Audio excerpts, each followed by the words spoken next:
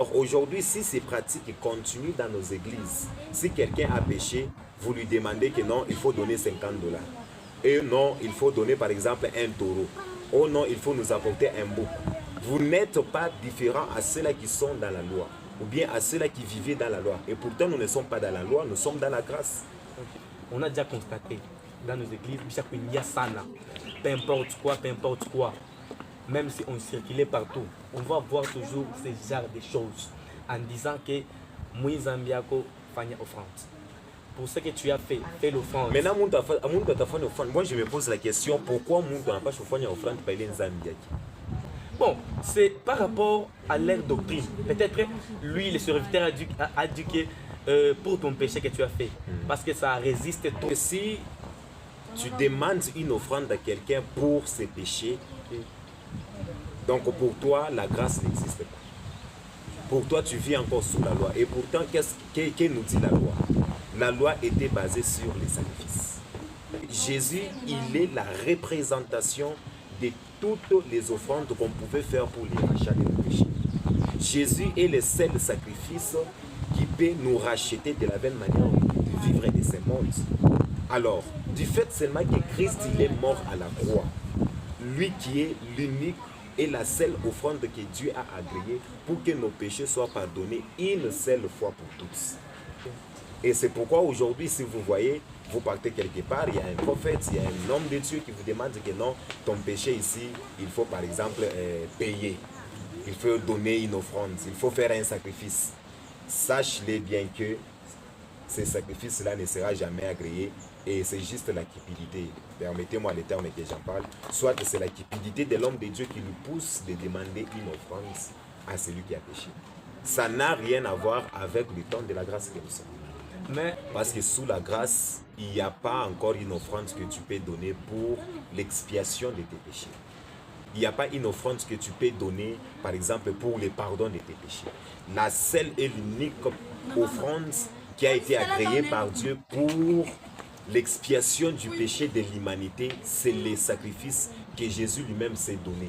Il s'est offert comme un sacrifice vivant, il s'est offert comme une offrande à perpétuité pour le salut de tout le monde. Alors aujourd'hui, si tu as péché et que tu as besoin d'obtenir le pardon de Dieu, il te suffit seulement de reconnaître l'œuvre de la croix, il te suffit seulement de reconnaître la grâce que Jésus nous a amenée et c'est fini pour toi. Il n'est pas question encore de payer les offrandes. Ok, supposons une personne s'est déjà confessée par rapport à ses péchés qu'il avait fait. Il s'est déjà confessé, mais sa conviction lui rappelle que tu avais fait tel péché. Alors cette personne-là va faire comment? La culpabilité. La culpabilité, c'est le fait que quelqu'un qui a commis un péché, par exemple un péché grave, mais la personne a demandé pardon à Dieu. La personne s'est repentie et la personne a obtenu le pardon de Dieu. Mais en lui, il reste encore la culpabilité. La culpabilité, c'est le fruit du diable qui impose à tous ceux-là qui demandent pardon. Parce qu'à chaque fois où tu voudras entrer dans la prière, il y aura comme qui dirait une fois qui commencera à te dire que souviens-toi, n'est-ce pas, tu avais fait un tel péché. N'est-ce pas, tu avais commis un péché. N'est-ce pas, Donc, il y a une fois que tu commences à te mettre la pression au-dedans de toi. Sache déjà que c'est le diable. La miséricorde de Dieu dure à toujours. Dieu, il est là et surtout, dans ces temps que nous sommes en train de traverser, la grâce de Dieu, elle est disponible à tout le monde et surtout à celui qui confesse ses péchés. Okay. La première des choses, je vais demander d'abord à ceux-là qui partent voir les hommes de Dieu. Laisse-moi te dire une chose, mon frère, ma soeur. Il n'y a aucune offrande pour le moment où je te parle qui peut te racheter. Il n'y a aucune offrande que tu peux donner pour les rachats de ton péché. Puis si vous pratiquez encore ces gestes-là, peut-être de donner une chèvre, de donner un taureau pour les rachats de tes péchés, laisse-moi te dire que tu vis encore sous la loi. Et j'aimerais aussi dire aux hommes de Dieu, vous peut-être par une cupidité d'argent, vous voulez intoxiquer les enfants de Dieu en leur faisant voir que non, sans donner un sacrifice, tu ne seras pas pardonné. L'homme de Dieu, je te dis de te repentir parce que celui à qui que tu es en train de faire ces choses-là, il revient bientôt et il va te demander compte.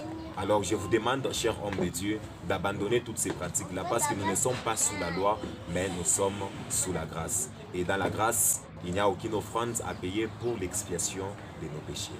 Ok, merci beaucoup, sacrificateur Michael Basanka, par rapport à votre argument et par rapport à votre présence que vous avez dû accepter de venir par partager avec nous par rapport à ces sujets qui parlaient sur les offrandes de rachat.